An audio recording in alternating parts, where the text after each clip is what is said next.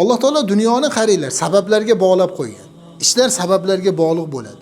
Bir narsa sabab bo'ladi, o'sha narsa bilan ketadi. Ketdi tug'yonga ketdi. Alloh subhanahu va taolo sabablarni to'playapti o'zi. Mana Yevropa musulmonlarni Yevropadagi xalqlar tarafini olyapti. O'zining hukumatiga qarshi chiqyapti.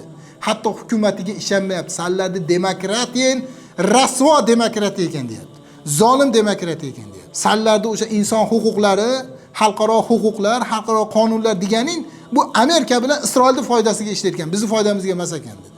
Gaga sudi bo'lsin, boshqa sudi bo'lsin, bular hammasi bu zolimlarga kuchi yetmas ekan. Tug'yonga ketganlarga kuchi yetmas ekan deb odamlar tushunib bo'ldi. Odamlar bilib qoldi.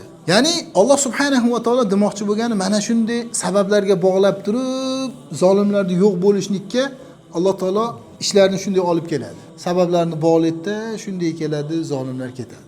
Bu albatta ketadi. Bu Alloh subhanahu va taoloning qonuni bu. Alloh taolo kunlarni o'zgartiradi, zolimlarni yo'q qiladi.